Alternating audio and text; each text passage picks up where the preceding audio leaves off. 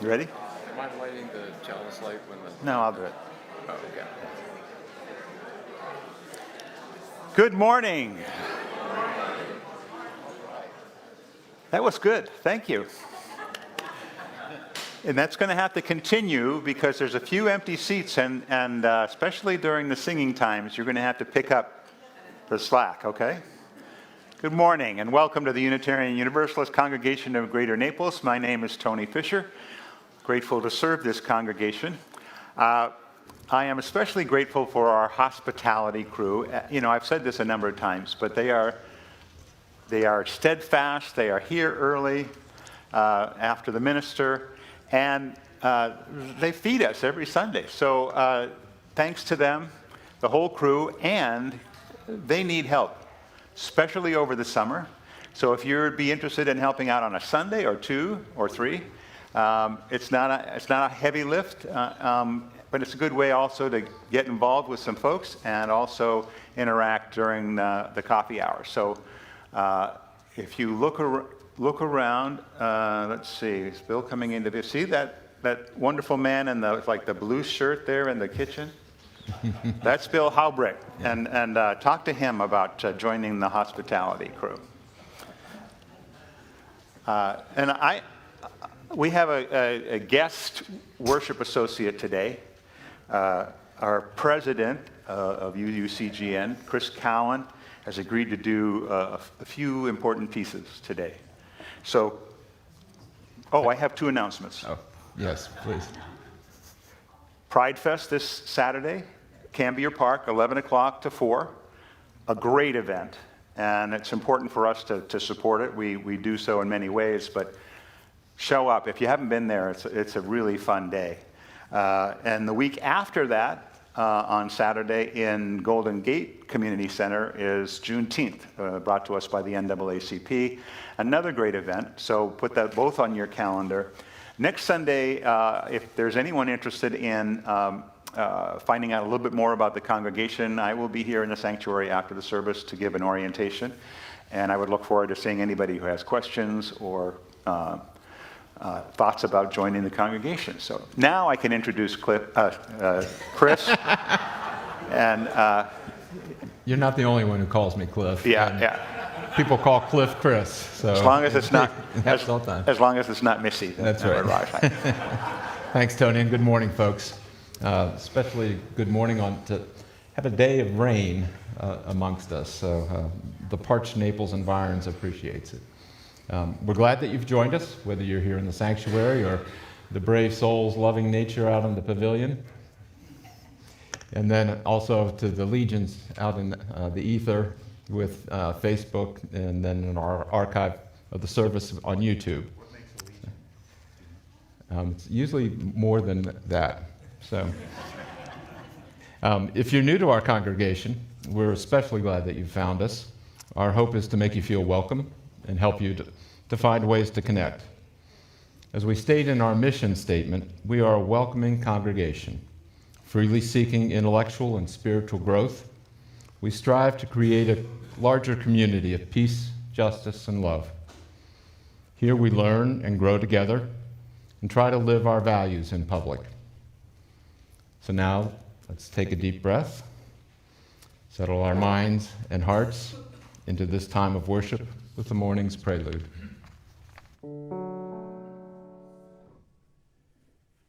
We shall be known by the company we keep, by the ones who circle around to tend these fires. We shall be known by the ones who sow and reap the seeds of change alive from deep within the earth. It is time now. It is time now that we thrive. It is time we lead ourselves into the well. It is time now, and what a time to be alive. In this great turning we shall learn to lead in love. In this great turning we shall learn to lead in love. We shall be known by the company we keep, by the ones who circle round to tend these fires. We shall be known by the ones who sow and reap the seeds of change alive when deep within the earth. It is time now. It is time now that we thrive. It is time we lead ourselves into the well. It is time now, and what a time to be alive. In this great turning we shall learn to lead in love. In this great turning we shall learn to lead in love.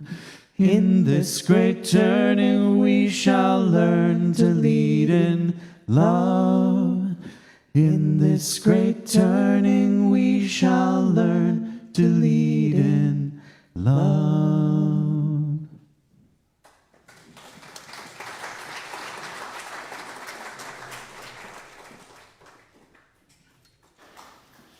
Come on into this sanctuary of peace.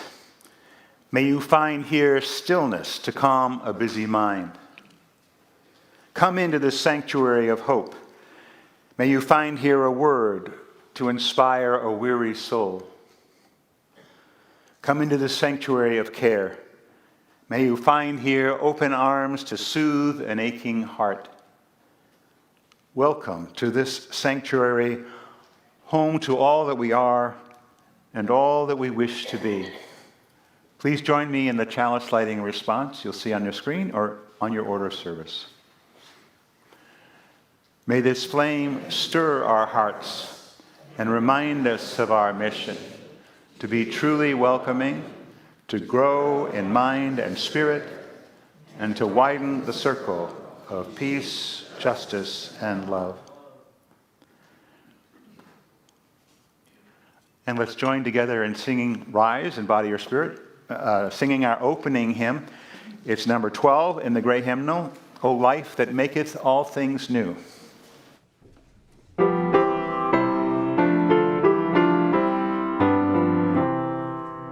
O life that maketh all things new, the blooming earth, our thoughts within, our pilgrim feet with which thy dew, in gladness hither turn again.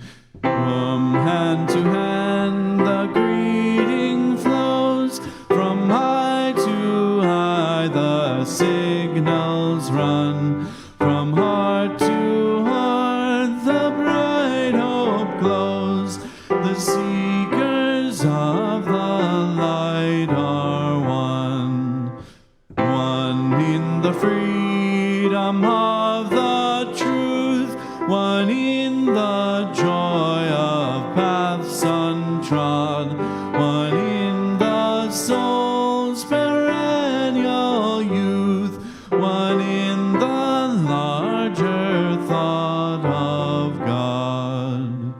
The freer step, the fuller breath, the wide horizon's grander view, the sense of life that knows no death, the life that maketh all things new.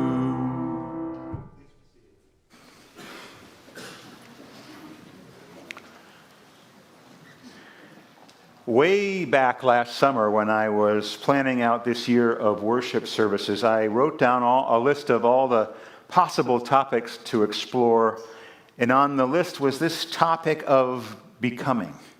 The idea that we are constantly becoming ourselves, constantly figuring out who we are in the world we're in, because that changes, and who we want to be. As always, the process of becoming the service that it needed to be, the topic changed, morphed, changed again. It even changed in the last couple of days as I learned what Chris was looking to say today, and I rearranged the service for what I thought was the best flow. So we are in becoming even as we speak.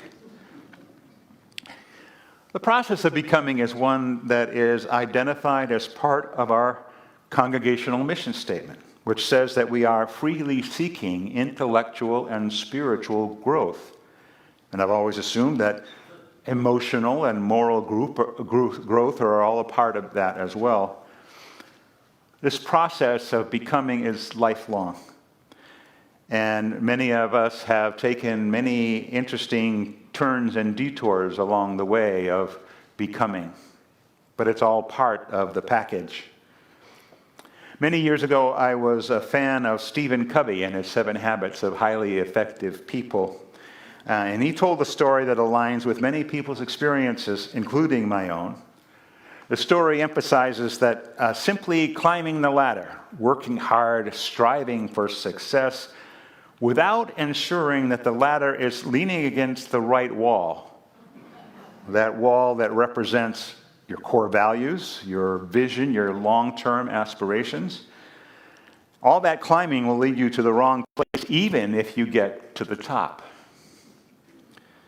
It pays to stop regularly and consider whether you're indeed on the right path.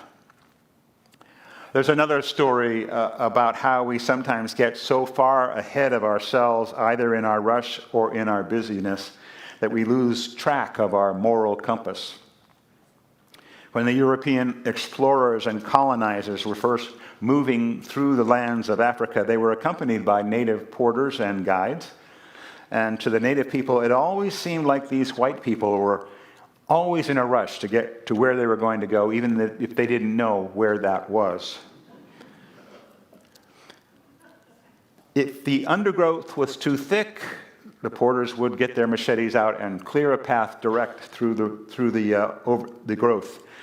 And if they got to a river, they would cross it in the shortest time possible. If there was a hill, they quickened their pace so they wouldn't waste time on the upward trend. On one such expedition, relatively early in the day, the natives suddenly stopped.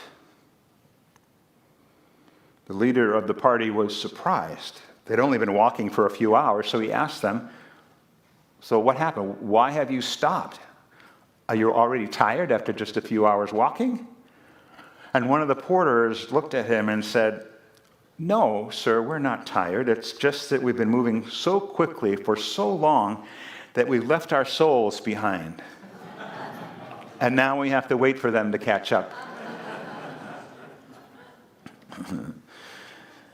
The world moves so fast these days, and it often feels like we're being pulled along with it, and we need a moment here and there to take a breath and take stock so that our decisions, our everyday, moment-to-moment decisions can be less impulsive and more in alignment with our core values. The world is always in flux. Nothing stays the same for too long, not even ourselves. We evolve as individuals within a culture that is also changing and changeable. And we're subject to messaging coming at us from many different directions and many different points of view. And it's important, therefore, to develop strategies for slowing things down every once in a while, for discerning where the truth lies. And the most reasoned opinions are, especially when the subject is very subjective. And we have to have the courage to listen to the truth of our own lives, the wisdom that comes from within. When we're most intentional about growth and change, we might have the courage to say, in any given moment, "This is who I am. This is what I know about myself today. This is the path that I'm on." And then as things change, because they do, to have the courage once again to tell a different story. This is who I am today. This is the path that I am on. This lifelong labor cannot be carried out alone. It's not a solitary exercise. It requires help from a circle of family, friends, and community who bear witness to what makes us come alive, who will receive our proclamations as they change with love and affirmation, and say to us, yes, and then provide guidance. Listen, look, feel, pay attention to that. People who remind us through their love that there is no me without you, and there is no you without me. Becoming does not happen in solitude. We are continually shaping one another.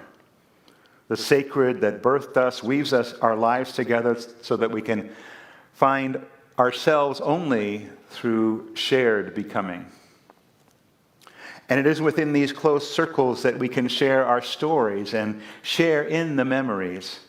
We can express gratitude for the relationships we build. We can be grateful for the understandings that come from other people and experiences that have shaped us to this day.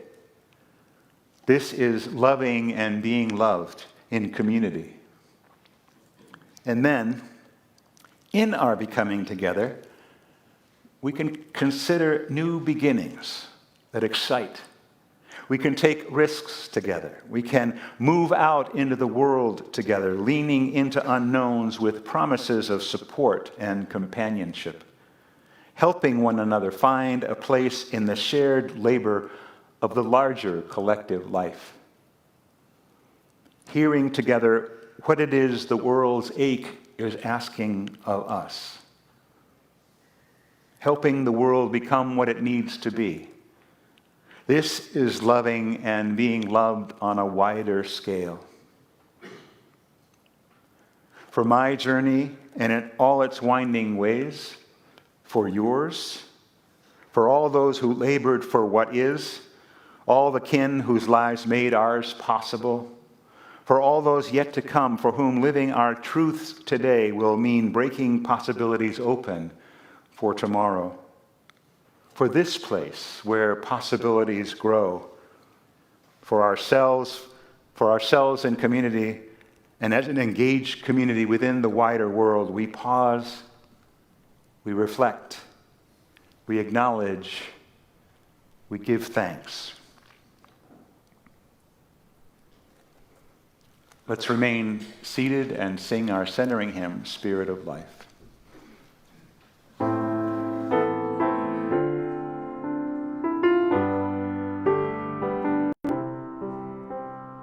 Spirit of life, come unto me. Sing in my heart all the stirrings of compassion. Blow in the wind, rise in the sea, move in the hand, giving life the shape of justice. Roots hold me close, wings set me free.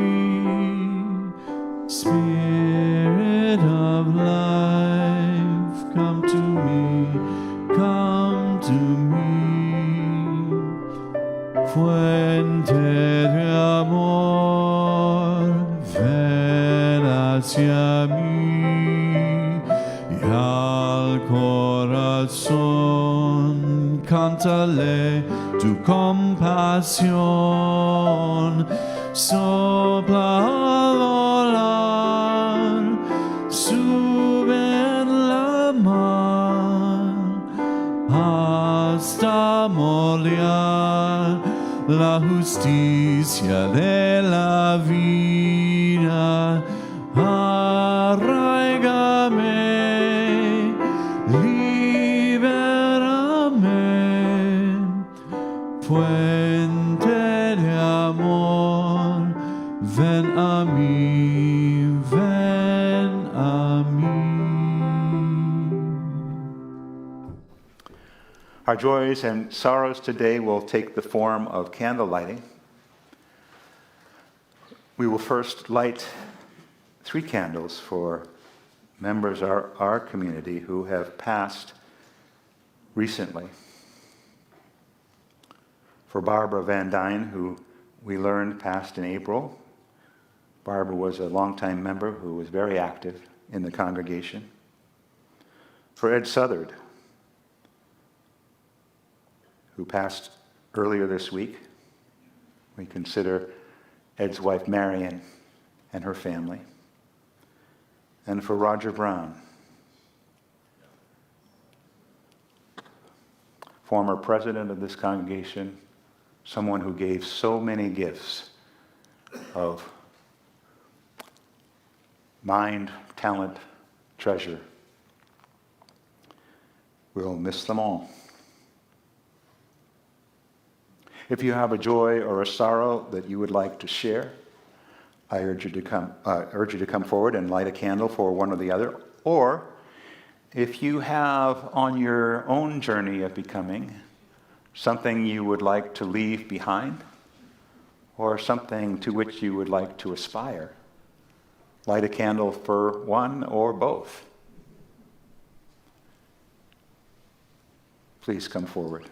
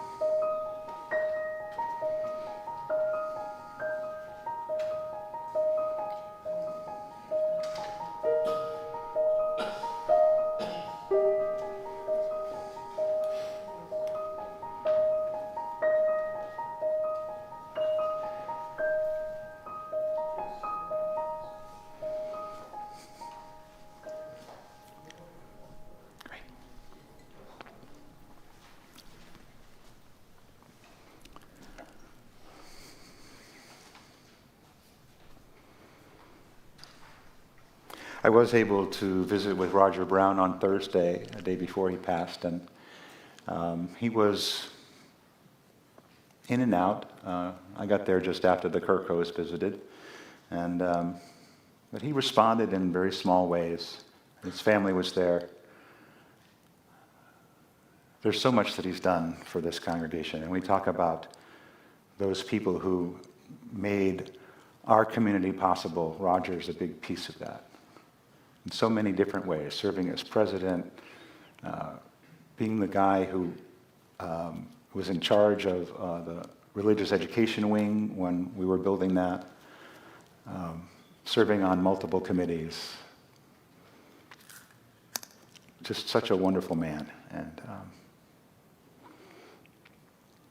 a big loss, I think, for the congregation. Let's center ourselves into a time of meditation.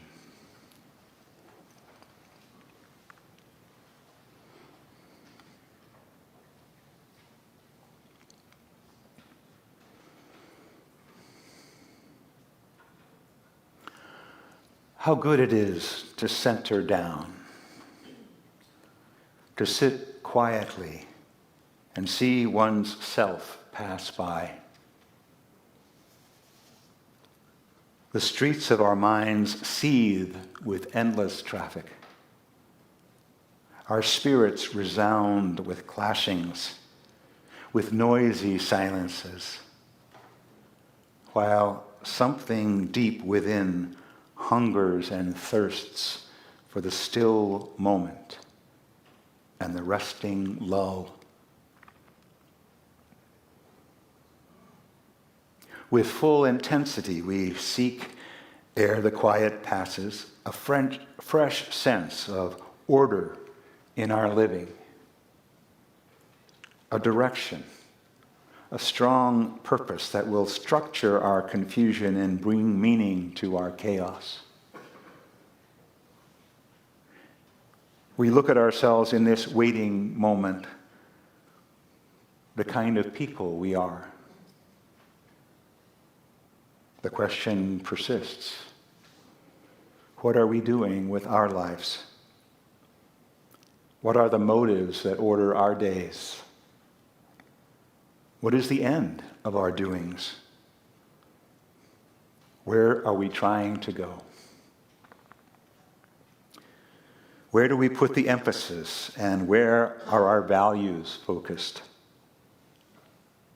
For what end do we make sacrifices? Where is our treasure? And what do I love most in life? To what am I true? Over and over, questions beat in upon the waiting moment. As we listen, floating up through all the jangling echoes of our turbulence, there is a sound of another kind. A deeper note which only the stillness of the heart makes clear. It moves directly to the core of our being. Our questions are answered, our spirits refreshed, and we move back into the traffic of our daily round. With the peace of the eternal in our step, how good it is to center down. Let's share some silence.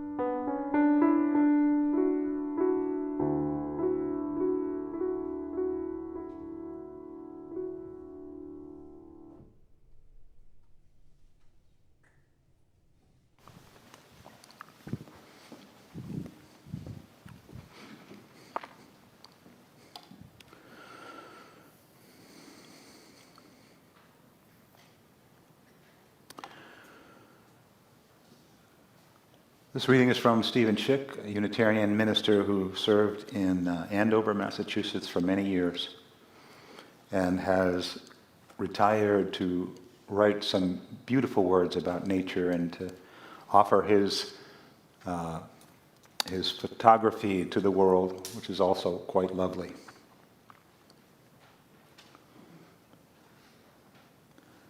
From the loneliness of troubled times, we come to discover that we are not alone. Into the dwelling place of togetherness, we come to collect remnants of hope. From fear that all is lost, we come to discover what will save us.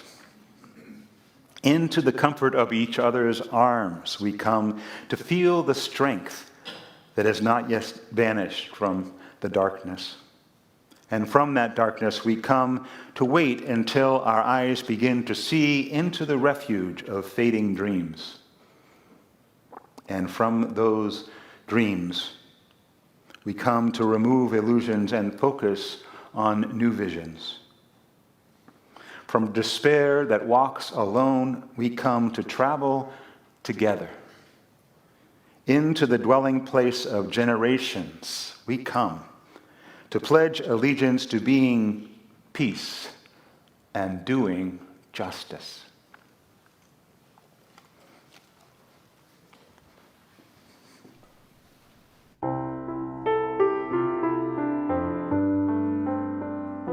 Let us stay together for a time. Let us stay together for a while. When the evening is approaching and the day is almost spent, let us stay with one another for a time. All we have in common is a road. All we have in common is a journey. We are simply fellow travelers who are passing in the night. Let us stay with one another on the road for a time. Dare we trust a stranger with our dreams? Dare we trust a stranger with our story? If we cannot hide our tears, let us share our hopes and fears as we stay with one another with our dreams. All we have in common is a road. All we have in common is a journey. We are simply fellow travelers who are passing in the night. Let us stay with one another on the road for a time.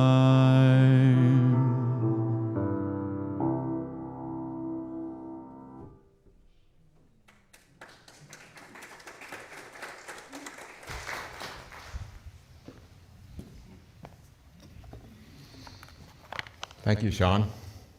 You're in good voice today. All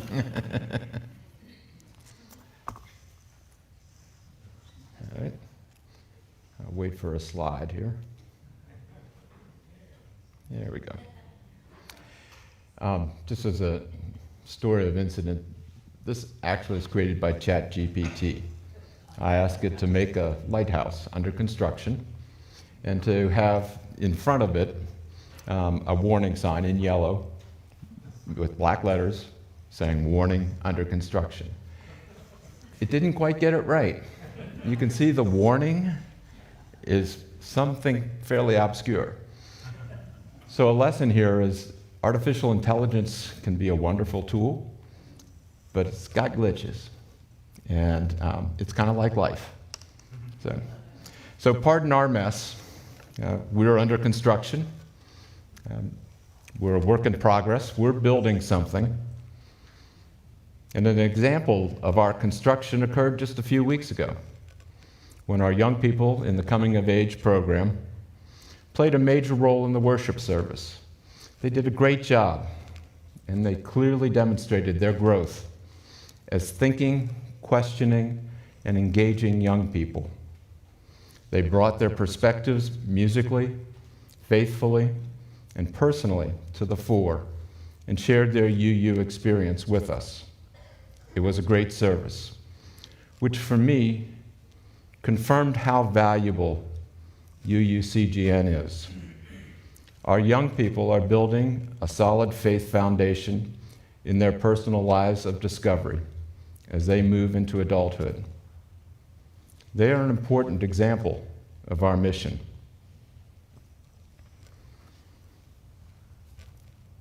On the back side of your worship and here on the slide, you can see our mission statement and our vision statement. Here in this place, our mission is to be a welcoming congregation. We encourage the growth of each of us spiritually and intellectually, and we do so with the purpose of freely seeking a world of peace, justice, and love. This is a high calling, a laudable mission.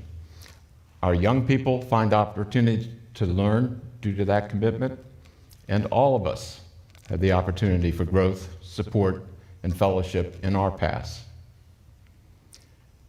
And as you'll recall, last year we undertook some other construction work, and our congregation created and adopted our UUCGN vision statement.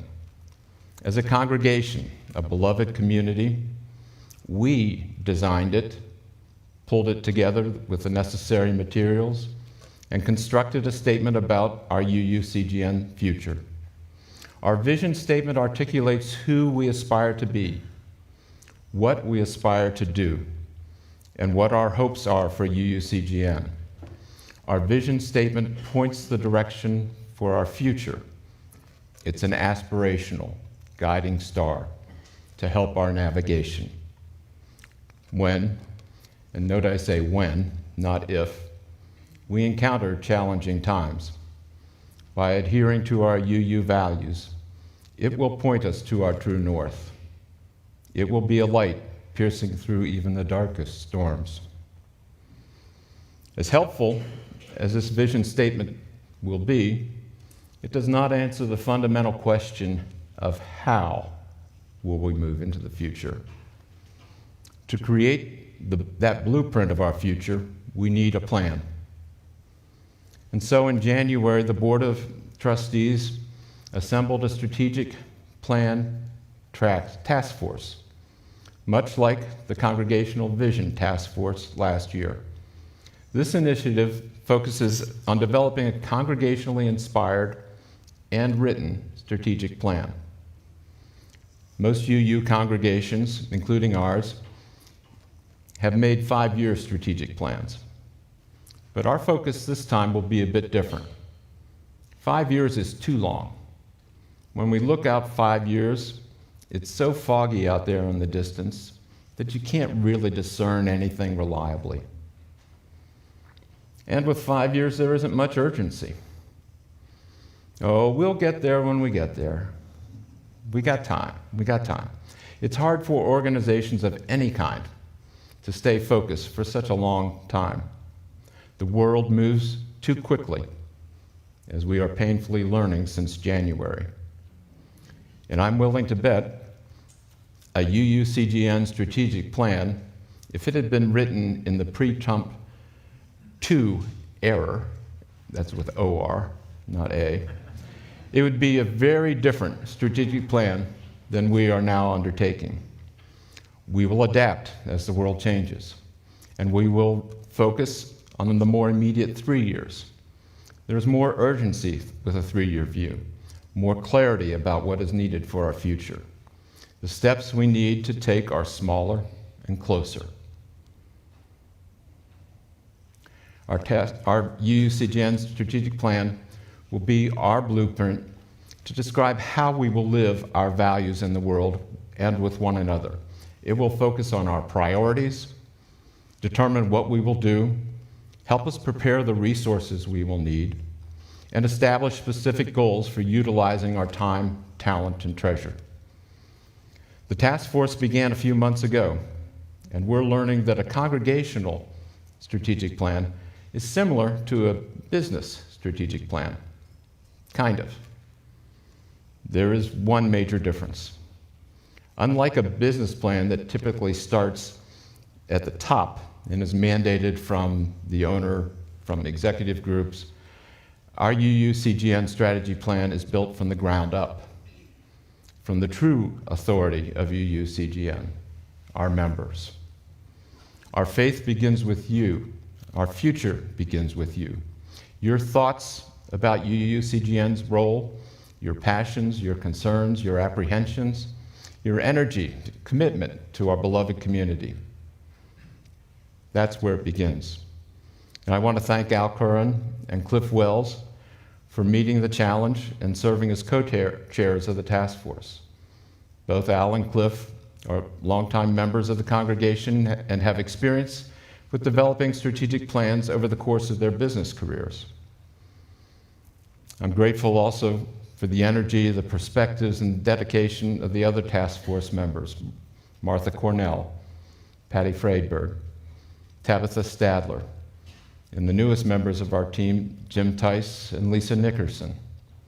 All have stepped forward to embrace this opportunity to help our congregation determine how to move into the future. And some of you have already experienced this because the task force construction process is underway with phase one, a series of focus groups with members who share common UUCGN experience.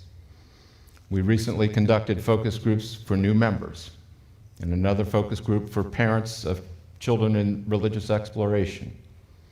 And we've received great feedback and insights.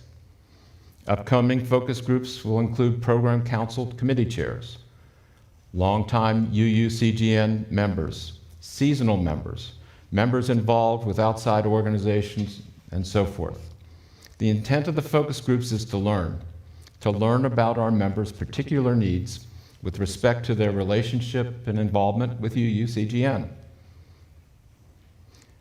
Many of you will be asked to participate in these focus groups, to share your perspectives about how UUCGN is doing and how it is or isn't meeting your needs. I encourage you to participate and bring your perspectives about UUCGN. We will all be better for it when all of us engage. The focus groups will occur through the summer and fall and will be held in person and via Zoom in a hybrid settings of electronic and in person, so that our traveling and distant northern members can participate. And to make the process visible and transparent, the task force will be communicating to us on a regular basis about what we're learning.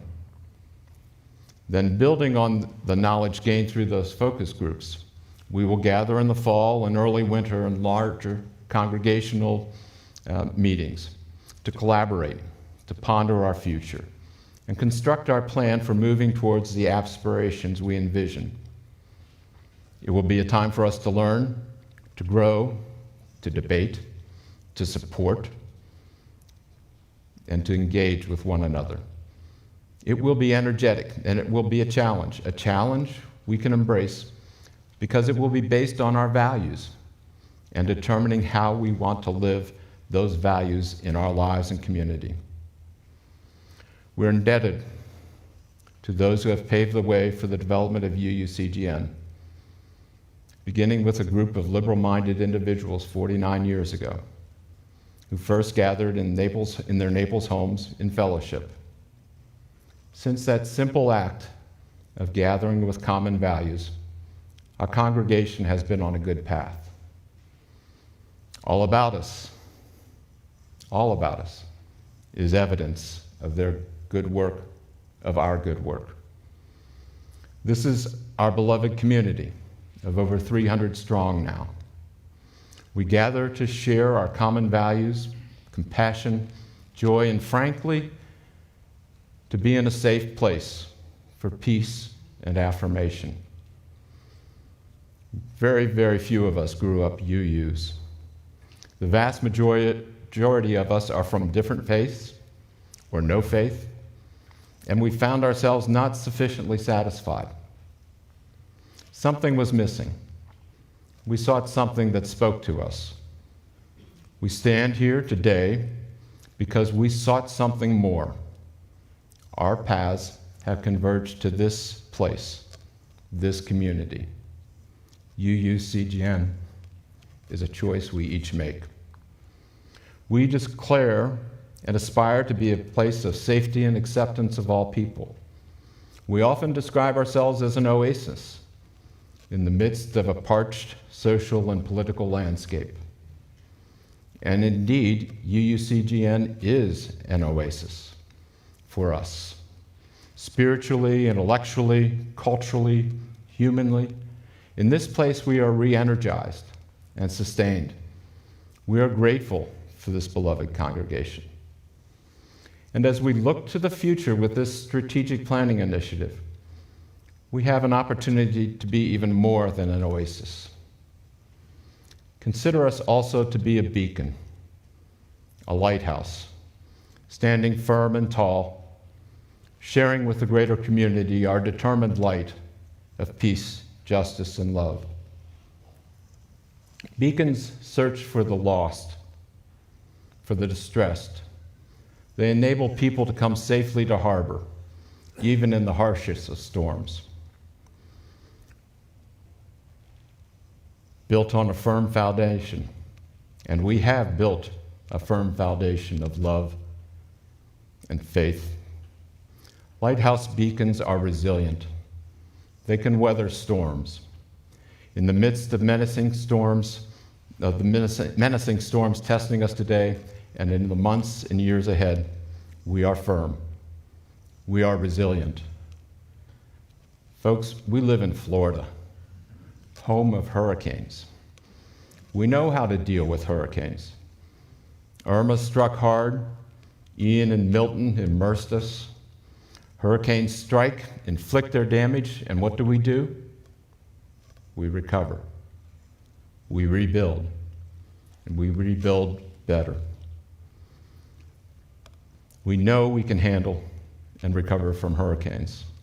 So realize, my friends, no orange, blowhard squall from Mar-a-Lago can knock us down or keep our beacon light from shining. We are resistant. It's our liberal-minded soul's nature. Our response to the chaotic storm raging in our country will, I submit to you, it will re-energize us. Let's go forward and build a beacon. Let us be a beacon of hope, of peace, justice, and love. Let us embrace our aspirations for the future. Let us stand tall and firm to help bring people safely to harbor. Till we meet again.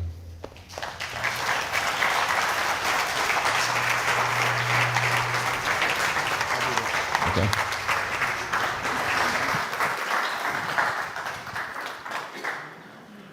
Let's let our offering today reflect our appreciation for all the things that go on in this congregation, for the transforming power of this community.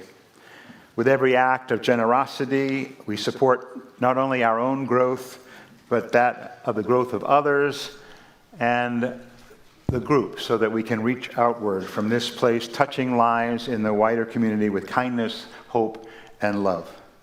May our offering today serve as a symbol of our commitment to be a beacon of light, to foster peace and create a world where love prevails.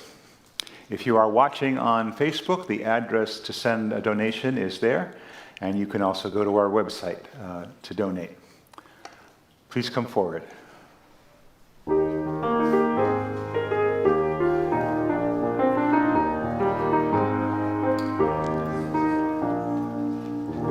Gather round, children, come here to my side. Sit by the fire where it's warm. I'll tell you something was once told to me about the way that we weather the storm. It's not how long the rain falls, or how hard the wind blows, or how deep is the snow in the road, nor the balance we fake as we feel the ground shake and we think that our world will explode. It's the help that we give, it's the love that we live, it's the pride in the friendships we form. It's the courage we show facing things we don't know. It's the way that we weather the storm. If you try to stand tall, but you slip and you fall, in the earth is the sound of the stars. Truth gets revealed when you're broken and healed. Every heart is made stronger by scars. It's not how long the rain falls, or how hard the wind blows, or how deep is the snow in the road, nor the balance we fake as we feel the ground shake and we think that our world will explode. It's the help that we give, it's the love that we live, it's the pride in the friendships we form. It's the courage we show facing things we don't know. It's the way that we weather the storm. So go on your journeys, be bold and be brave. Be lions, my boys, and be strong. And when it is such that we all feel too much, then we remember the words to this song. It's not how long the rain falls, or how hard the wind blows, or how deep is the snow in the road, nor the balance we fake as we feel the ground shake and we think that our world will explode. It's the help that we give, it's the love that we live, it's our pride in the friendships we form. It's the courage we show facing things we don't know. It's the way that we weather the storm. It's the way that we weather the storm.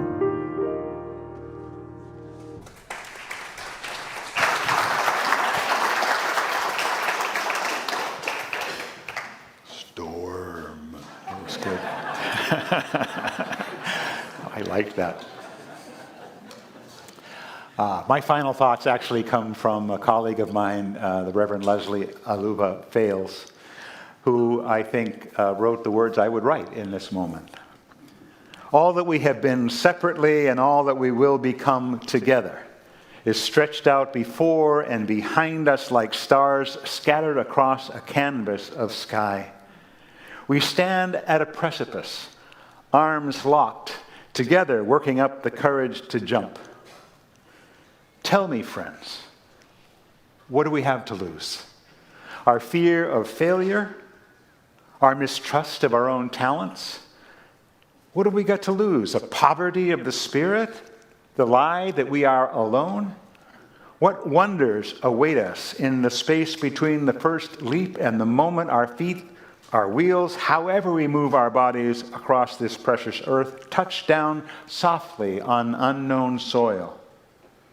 What have we got to lose that we can't replace with some previously unimaginable joy? As we move forward, let us have courage in our leaping and gratitude in our landing, and joy as we help to build bright beacons of hope, peace, and love in a world that desperately needs them.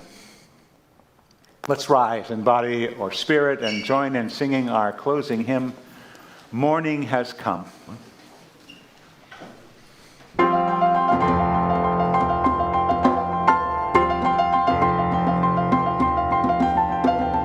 Morning has come, arise and greet the day.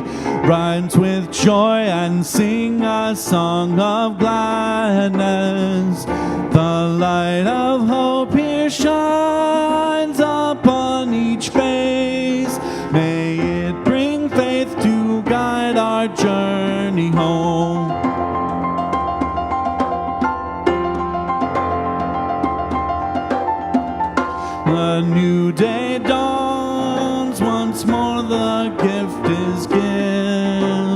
Wonder fills this moment shared together.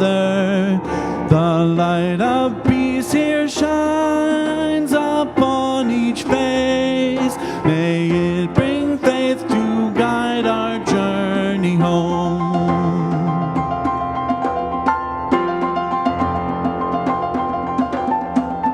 A new eyes to see that life abounds. Open hearts to welcome it among us. The light of love here shines upon each face. May it bring faith to guide our journey home.